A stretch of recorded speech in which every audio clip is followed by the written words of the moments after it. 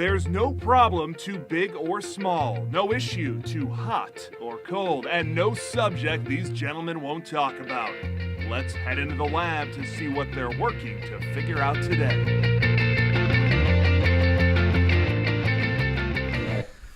Let's get into it and get down to it. Welcome to Figure It Out. This is George Grumbacher. Joining us in spirit today is Centauri Minor. So, hello, Centauri. Helping us move from awareness to action this week is my good friend Carlos Velasco. Welcome, Carlos. Hey, George. How are you? Thank you so much for the opportunity to be here. And Carlos, we've known each other for the better part of probably 15, 16 years. Yeah. So, a long time. Mm-hmm. And you are the president of Velasco Consulting. So, tell us a little bit about what you're working on. Yeah, so our organization, the core of our mission is to leverage the power of the human element for social good. We are deeply invested in this idea that nothing happens without meaningful relationships. And we know and understand that there are a lot of people out there trying to do meaningful work, trying to push their communities forward.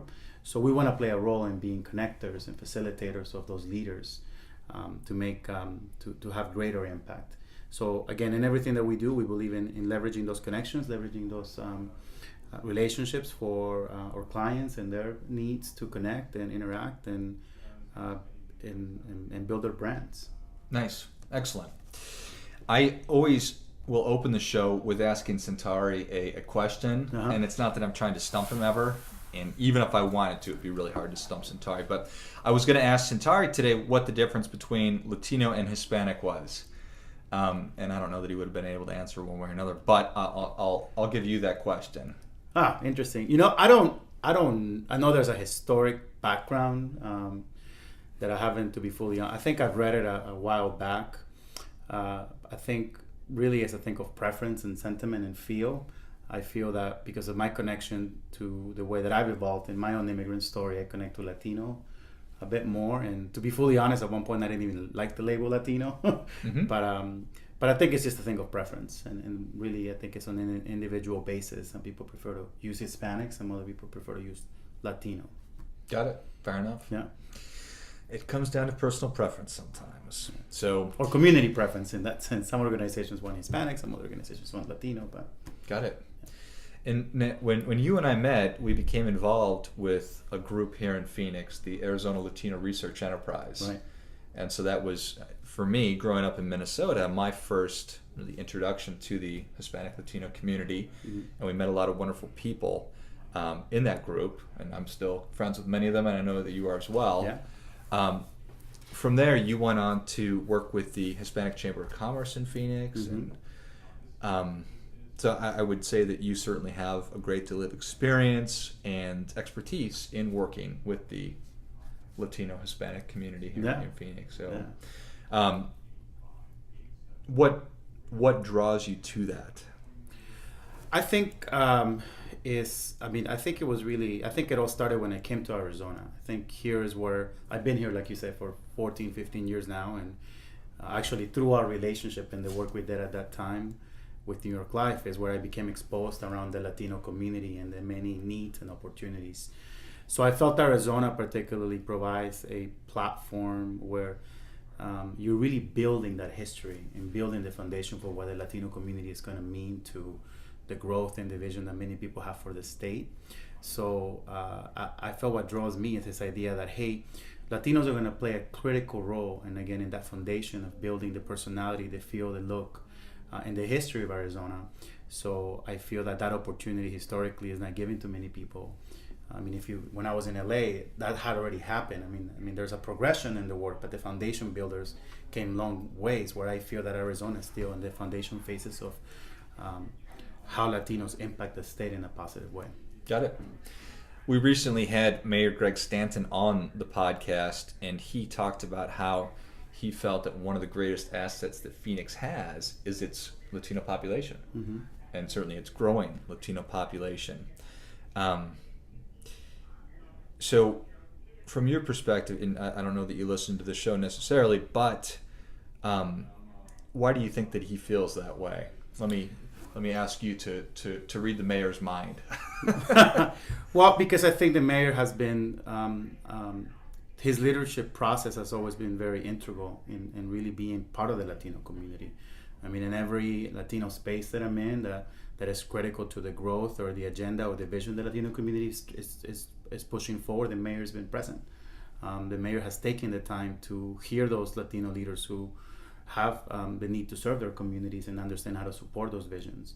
So I think this is why the mayor is able to recognize that the Latino community plays a critical role in the vision for the city of Phoenix. And again, I've always been very grateful. Every time that I've asked for an opportunity, he's always been very mindful about saying, yeah, of course, let's meet and see what you guys are doing and see how we can support those efforts. Got it. Excellent. So I know that as a Phoenician, I try to be an active member of the community. I want to understand as much as I can. I want to understand the good stuff and the bad stuff and have an impact wherever I can. So just to try to better understand some of the great opportunities that Mayor Stanton is referencing, but also the challenges that the Latino community here in Phoenix is facing. Why don't we start with some of the challenges, or we could start with the good stuff, whatever you prefer. Well, I think there's a lot of good stuff from a standpoint of the desire and the passion that a lot of the Latino leaders have in being part of the conversation around leaving a mark and the contribution that Latinos can have to the vision for Arizona. So that's very exciting as you see a big movement now of political leaders, business leaders, philanthropic leaders saying about, hey, what's the role that Latinos need to play? How critical is our role in making Arizona what it wants to be, what it's seeking to be. So that's very exciting. The challenges that we face is still, I think, come from a standpoint of integration. I mean, if you go, I think that maybe Latinos in some aspects are 2 to 3 generations deep, and some other Latinos like myself. I mean, I came here when I was 13 years old, and then the melting pot within the Latino community itself. Maybe in Arizona it's a little less because the majority of the families that reside here come from Mexican and Central American backgrounds, but it still presents a challenge. So I think the challenge primarily of what I've recognized have been sometimes mostly systematic, helping the Latino community understand the systems of banking and wealth building and education and civic engagement, in many ways immigration. You know, a lot of us come here and just don't have a systems. There's no systems guide to like how to integrate and understand the systems. And I mean, sometimes even with law and order, a lot of times we don't understand necessarily the impacts of how the laws operate and work, and without knowing, you do things without later on realizing like, oh, well, I didn't know that. That's something that it's not so much that it's not something that benefits my personal growth. So I think that those are where I see the primarily the big challenges in our community still is that system adaptation, and in some other ways mindset. It's also changing the mindset. We come Latin American culture mindset because of a lot of the challenges that we face sometimes with political corruption in our countries and the way things work. Sometimes we carry some of those mindsets here, and then we kind of face that cultural shock. I think that certainly makes sense. Mm-hmm. Do you think that there's a distrust of government? Yeah, in some ways there's a distrust of government. There's a distrust primarily of systems. So I'll give you a story. When I lived in Ecuador, I still remember one of my family went through this. The country at one point decided to take possession of the banking system. So my family members had savings that they had put away for years, and all of a sudden all of that was just gone, repossessed. So when you look at the culture of many of our Latino community and keeping the dollars under the mattress, it's because imagine yourself going through this. That the banking systems are supposed to be one of the strongest institutions to save your money, and that systems failed you and in a way ripped you off. So it takes a lot for the community sometimes to trust those systems. I would certainly be reticent if the place that I had migrated from took my money. So yeah, and not in a new place. It happens. Yeah, it happens more than often in Latin American countries. So a lot of instability politically, sometimes internal civil wars. I mean, in some countries has been the drug trafficking war. So again, I don't want to generalize. Not all Latin American countries have gone through that, but Sure. there's a good sector of our Latin American countries that had faced those things. So it just builds that distrust from the cultures more than anything. People carry that culture here, and they're like, why you want me to put my money in the bank? It's safer if I have it here. Right. What's investing? We don't really have a culture of investing because a lot of our Latin American countries have suffered recessions for very long periods of time. So the wealth gap is, big. It's always been. I mean, that kind of happened in the U.S. too, but that's always been part of our history. So for us, planning for retirement money, it's not something that you do. Mm-hmm. You plan to survive on a day-by-day basis. Right.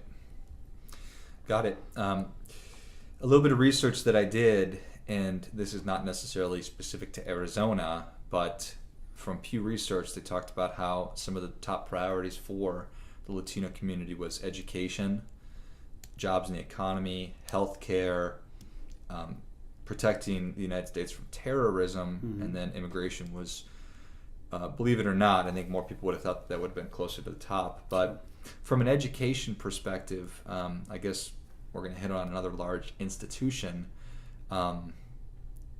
Where do you think that the Latino community falls on that? It's a priority, but how are they doing? I think we're doing better from the standpoint that now there's a lot of organizations doing great work around the awareness around how the systems operate and what are some of the challenges that we face in some of our districts. But most importantly, I think what is the advocacy part about empowering those parents to become active in those spaces. Mm-hmm. How do you run for school board? How do you become involved in the PTA process? How do you lose the fear to have a conversation with your principal? How do you really take control of your kids' education, or how do you look for outside resources that can help you achieve your goal as far as the education of your child? And also working in policies that may look at some of the other challenges. A lot of times parents are having to work 2 to 3 jobs to sustain their living. So it becomes very difficult for the parents to become involved. So this is what some organizations have looked at. Well, what's impacting those families is that maybe not being able to earn the wages necessarily to hold one job. So there was an organization that worked on minimum wage increase. That was part of something that impacts education, right? Entrepreneurship has been another way that the Latino community is beginning to mobilize around understanding how to build wealth, and so that parents can have the ability to become more involved in the kids' education. So again, it's all very positive. I think it's still in the beginning stages, but you're starting to see the impact that it's starting to have in those individuals who want to take a lead role in saying, hey, I want to run for school board because we need representation for this district because of the population, how the population is shifting in the way it looks from their student standpoint and all those things. Mm-hmm. Certainly. Yeah. I'm not sure what do you know what percentage of the population that Latinos are in Phoenix now? So by 2050, we will be a majority state, and then out of that minority, Latinos will be the majority of the minority, right? So I think 60% of that minority will be Latino. Okay. I think 1 out of every 3 students now enrolling into the school systems are Latino.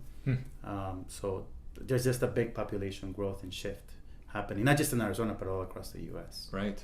Yeah. Well, Latinos, out of all the groups in the United States, have the most kids. So it's just going to happen. It's just going to happen. Depending on what you see most, have 3, is that a lot? Well, it's just a matter of Latinos just have more kids, like the birth rate, however that works. Yeah, sure. Yeah, So we're very loving people, that's 100% correct. Sure. So the highest birth rate, I think that was it. So, well, one of the other challenges that I was also reading about is even just this year, cities like Houston, and I have to imagine there's also similar here, has seen a very large decrease in the reporting of violent crimes. Mm-hmm. And that's in the Latino community because people are concerned that if they report something that they're going to get deported if they're undocumented. Yeah. And we don't need to talk a lot about immigration today, but I think that it's certainly, you have President Trump talking about building this border wall, and whether you think that that's a great thing or a terrible thing, it certainly was dominating a large part of the conversation. Mm-hmm. So, but that being said, it was number 4, number 5 on the agenda or the top priorities for the Pew Research study. So, what are your thoughts on immigration? Well, I mean, I don't know. I think not so much immigration that I'm concerned about. It's more about the divisive rhetoric that comes with when people look at immigration. I mean, I think especially with this last political race, we saw a lot of the rhetoric that came with this agenda that the immigration, and I'm talking in general, not just Latinos, that immigration mean equal crime, equal a lot of just negative things. And I don't think that's ever been the case for this country, right? So, but it's created a lot of divisiveness and polarization, and I think it's unfortunate. However, I also feel that in the positive way, in looking at what's been the impact, that I think is pushed a lot of the immigrant communities to really become more serious and active around organizing and saying, okay, well, we need to become more organized. We really need to push the envelope when it comes to getting more of our children into college, into building wealth, into opening up more businesses. There's an organization, for example, who's developed a vision around Hispanic wealth.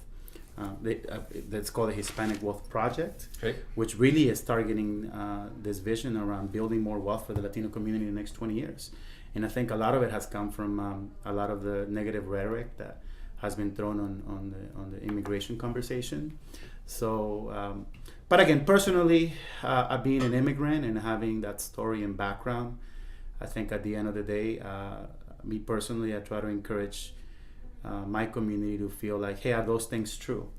You know, are we representatives of that rhetoric? And we realize that we're not. We're not representatives of that rhetoric. So we have to hold firm to who we are and the contribution that we want to have to this country, and understand that at least in my personal not struggle, but in my personal opinion, I feel like, well, great, I have more to prove.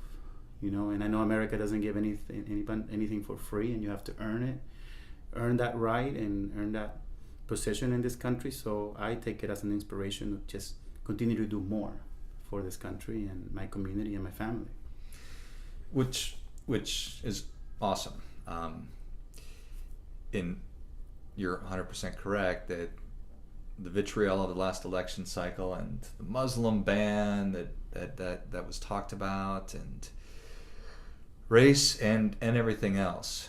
I mean, fundamentally, we're all in this together. Right. So we need to be able to have conversations about things that are bothering somebody, or if you're worried about something, well, let's talk about it, and let's actually educate ourselves, because America is built on, people moving here from other places. Absolutely. And look, and I think it's a call to responsibility. I think in some of the roundtable discussions, I've always brought up the point around, well, where are we polarizing ourselves? How do we become more aware about some of the divisions that we create within our own community? Realizing that what we say and how we say it, how we approach things, impacts community. Now we're feeling this effect, right, of the political rhetoric. So again, what I appreciate around the community in Arizona is that they're very aware around doing some self-reflection and saying, hey, how do we also improve our own political relations internally amongst Latinos? And how do we begin to change some of that mindset and language and bureaucracies to make sure that the Latino community can become a united front? Mm-hmm. I think that's still one of the things that we're very challenged by as Latinos is as a community, we haven't been able to become that united front that we've been seeking for a very long time.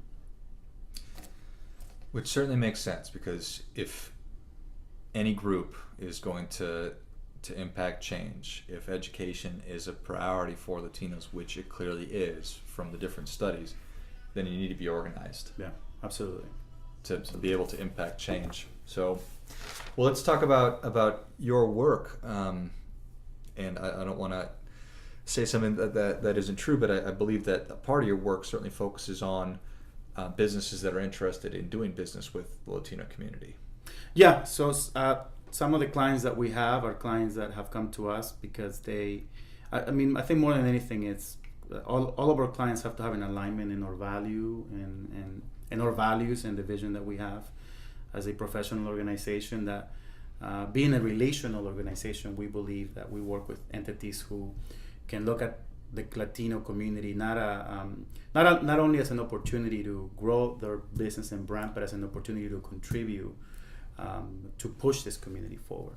So we always take a relational approach when clients want to come in and say, "Hey, Carlos, we want to understand how to work with the Latino community." I say, "Great. Well, what are the things that you need to understand about the community? What are the things that you know? What is your perspective?"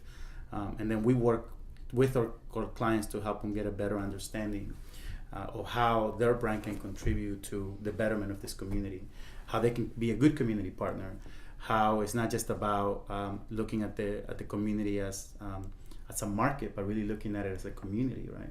The biggest opportunity that the Hispanic,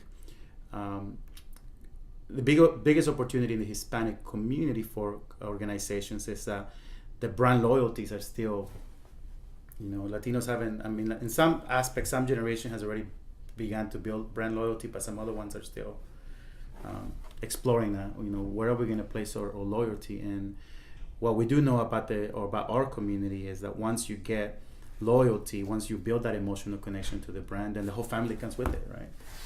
But again, so our role as an organization is to make sure that the companies that we work with are understanding and are focused on building that relationship and having a seat at the table. It's not enough just to come in, take our wealth, and then say, "Hey, that's your problem. We just wanted your money." It's more about, "Hey, we understand that there are some issues that we can contribute to with the capacities that we have, whether it's dollars or whether it's leadership that we want to contribute to." And again, we want to have a meaningful relationship with this community, not just come in and take their money. Not just sell to them. Yeah, not just sell. And so anyway, well, it seems like that's more sustainable in the long term too. Seems like that was a lot of the talking points from different industries, like the financial industry, for example. It seems to me that a lot of the messaging was, "We'll help you tap into the Latino community," and it's trillions of dollars of money, and all that's fine and well. But what you're talking about is, let's take a step back.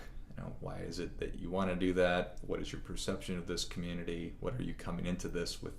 Which biases or preconceived notions? Let's start with the why, for lack of a better term, which certainly makes sense. Do you feel like there are entities or companies, industries that are doing a good job and an effective job of bridging that gap? Or? Yeah, I think there's a lot of organizations who are doing a great job with that, and I think that they're, again, because they're taking the approach of having a seat at the table. Again, they know they understand their social responsibility to the community.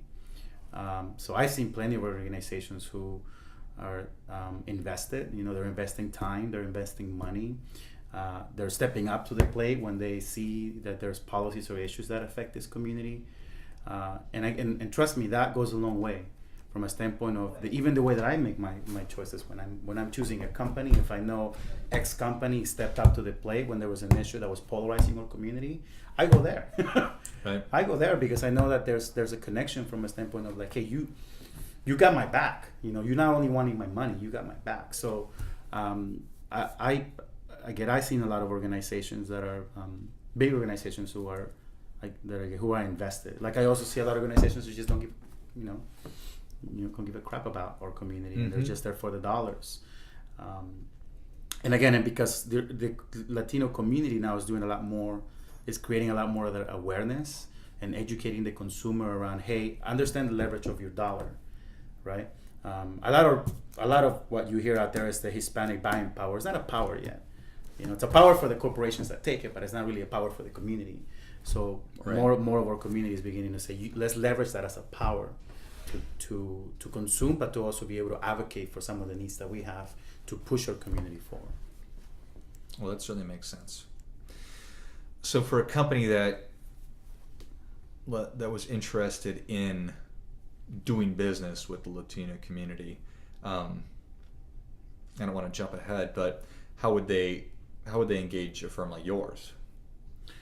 So for us, we vet all of our clients. So we want to make sure, first of all, that there's a good that there's value alignment, that there's a good that there are good principles, good product, good service, and that they're coming in to lead in the space. Do you want to be a leader in the space?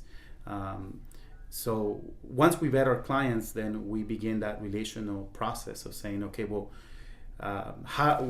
with your product, with your service, how do you fill in the gap? Where is the need? Right? We help them think a little bit more outside of just marketing. We help them think about integration. How do we integrate you, and how do we begin to build reputation and authority for your brand by associating you with those community leaders who will provide you that type of credibility building in some sense. And again, and what are the resources outside of the product and services that you can provide the community to build that brand affinity, that brand connection? So that's been our approach. And again, we always challenge our clients to say, we're going to bring you in, but we're going to bring you in to take a position of leadership. Again, we're going to bring you in to take a seat at the table with what you do. And there's plenty of opportunities for that in the Latino community. So what our clients begin to realize is that they begin to realize that the value comes from a standpoint of retention. Everyone wants to feel like they're part of something, that everyone wants to feel they're part of a community and that they play a critical role. So whenever we engage our clients in those spaces, they get empowered and they're like, yeah, now I'm part of the community. Now I can have an opinion heard because I'm here, I'm at the table caring for a particular issue. And then they begin to see the impact of how loyalty comes into play and engagement, because people feel George is a good guy. He's just not saying that he wants to work with the Latino community. He is part of the Latino community. He's here talking about listening to our issues. So that makes a big difference in the way that our clients are able to grow their brands and scale in the market, in the space, in the community. Got it. So that is helping a company that's not necessarily a Latino company successfully start to do business with Latino consumers. You also have been, you've also been highly involved in different initiatives like the minimum wage and things like that. So that's, to a degree, you're now going to consumers or to individuals to get them to go out and vote. How is that different, or how do you go about that? I don't think it's not any different. I think it's always the same approach. It's always around education. Bringing in a solid vision and really being able to articulate the reason why it's important for people to become engaged. And also, again, understanding, like everything, I think with the minimum wage campaign, the first step of our process was understanding what's the fear, what's the sentiment, and why is it that people don't want to engage. Once you have that, we develop, we use education to counteract some of those fears and some of that pushback that you get, right? And then we engage the sentiment. Really important to always engage the sentiment. Where are you as you feel about this particular topic?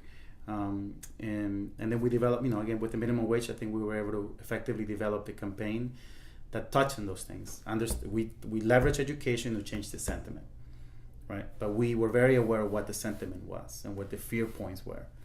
And then we found a lot of success. We actually found that a lot of businesses, after we were able to approach some of those fears and some of those sentiments, then became highly engaged in saying, oh yeah, this makes sense to me. It makes sense why people should get more money, and why actually the fact that we bring more dollars into the economy by providing people an opportunity to have more in their pockets is a competitive advantage for my business. Got it. So it's all the same. It's just having a good understanding of where it is that you're trying to go and why, and being organized. Yeah, and just being genuine. I think the genuine part of everything is important in our community. Again, or in any community, not just our community, but in any community, people can always sense when you are coming from a standpoint where you're being genuine about the interest and the things that you want to carry forward, and how it impacts and benefits the community overall. Got it. We talked a little bit about how people who are coming or who are migrating here from other companies, they had poor experiences with banking, for example, Yeah. and so they're reticent about that. From a political standpoint, do you feel like, and I should have just gotten data on this, that Latinos get out and vote pretty consistently, or do they need to? I mean, we talked about how you need to sort of bring everybody together and be more organized, but how do you do that? Well, I think my experience has been, and I think this is just, I think Latinos, I think, again, there's been great mobilization in getting and registering more Latinos to vote. That hasn't necessarily meant that there's been conversion, meaning people, you can register to vote, but then to get you to the poll to vote, it's a different story. There's a lot of challenges. I mean, I don't want to spend a lot of time, but there is a lot of other barriers that happen with that sometimes impede Latinos from voting. Sometimes, again, the working 2 or 3 jobs or redistricting. I mean, there's just a lot of stuff that happens. But I think overall, the Latino community is still working on that why, on that bigger vision around why this matters and how is this going to really have an impact in their communities, right? A lot of people come from a standpoint of feeling hopeless. It's like, oh, I vote, but it doesn't make a difference. Nothing has really changed in my community. It's not like my kids are getting better education. So, but there is a group of leaders who are starting to begin that are working on that, on crystallizing that vision in a way that it could empower Latinos to say, yes, my vote matters, and yes, it's going to make a difference.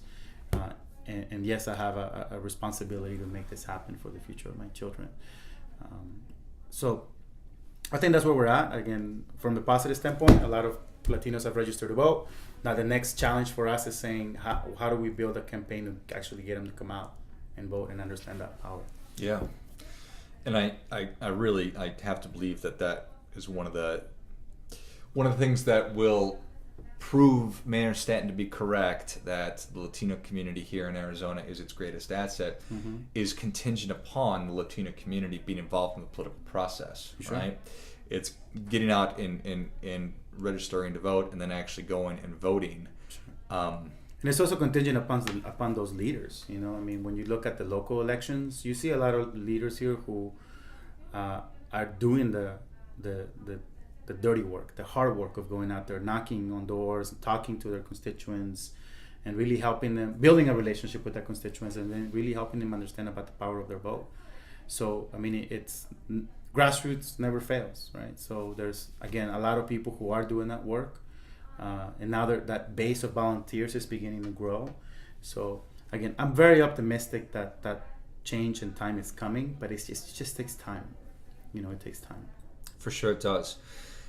And when I talk about people need to be engaged and be educated and take part in the process, I don't care what background or what color you are. That's, I think, part of being a good citizen of the United States of America is being engaged in the political process. Sure. And right now, I think that we're at such a deficit for educating and learning. It's almost like we're in a post-learning and a post-history environment where people have forgotten where we've come from and the struggles that we've already had, and we're having them over and over again, and we're not really educating ourselves on a lot of these really important issues and having really important and difficult conversations. Sure. So for my money, it's always going to come down to the grassroots. Sure. Because I can't change a national issue, but if I worked to really affect those around me and in my community and do the best that I can, and if everybody did that, well, that would pretty much take care of all the problems. Yeah, absolutely. You're absolutely right. But again, I remain very optimistic about the future because I get to see all those people who are so passionate and give time. They give so much of their time to make this happen. But there are a lot of people that care. There are a lot of people that want to see things change, and a lot of times many Americans feel hopeless, but there's a lot of hope when you. I would encourage any of you that to just become involved in organizations so that, if anything, you can gain a sense of hope that Americans don't give up, and we're going to continue to fight for the betterment of our country. And that's, again, something that always brings a lot of optimism to my heart and more energy to my work. Mm-hmm. God bless that.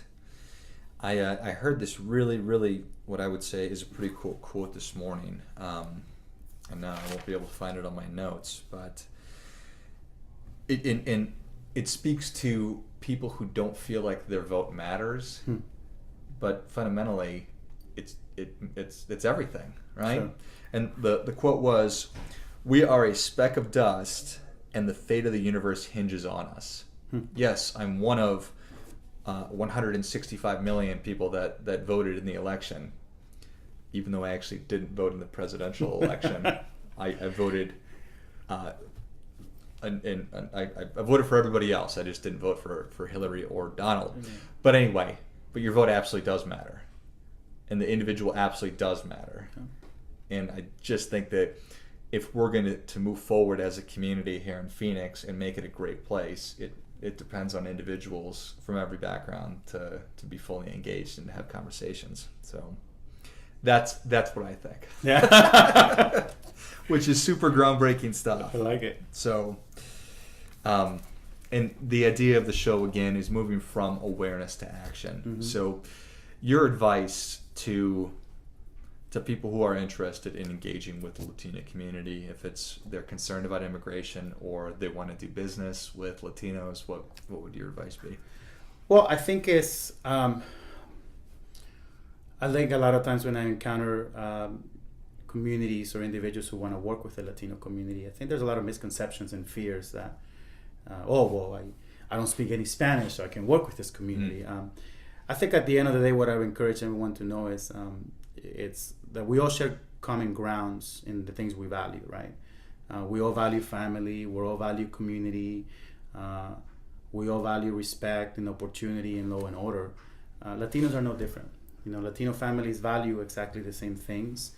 And I think that the Latino community also shares the common vision around our children and what we want our children to fulfill and the opportunities we want them to have. And as a Latino in Arizona, I think Latinos also have the same sense of pride around the space, right? We're so prideful around Arizona and how beautiful it is and the culture and everything that offers. So just make a leap. Don't be afraid. I think the biggest thing is always that you're genuine in your approach, that you carry a sense of compassion as well. Not only to yourself in the process, because you may come in with some misconceptions and do some things that people may react to, but that's okay.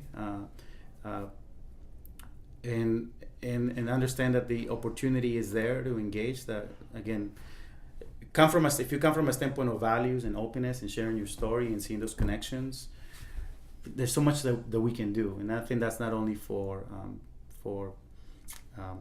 people working with the Latino community, but also for Latinos trying to, reach across the aisle to other communities. So, again, my experience has been, you and I, when we worked together at the New York Life space, I think at that time I was one or two Latinos in that space, and it was so welcoming and embracing. And I think that as you started working with me and in those Latino space, you found the common grounds and that we really are not that different.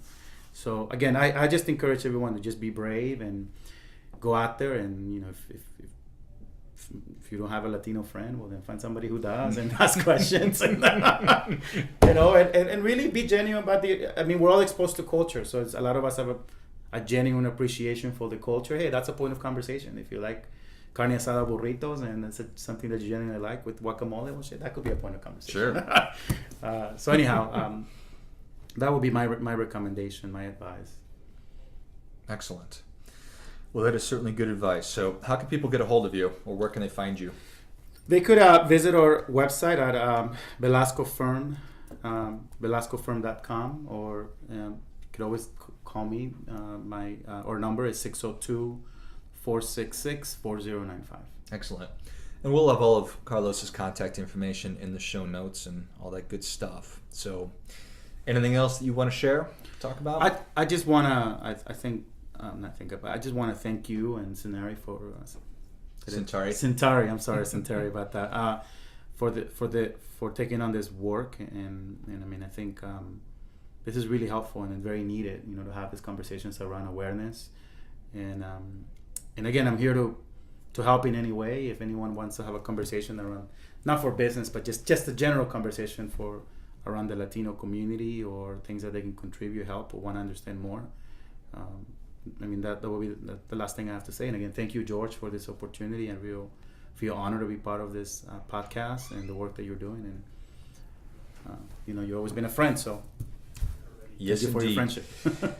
15 years or 16 Yeah. years now, man. So, well, thank you very much. I appreciate your time. So, if you like what you heard, as always, please subscribe to the show, hit like, feel free to share us on social media, and as always, keep questioning because the struggle is real.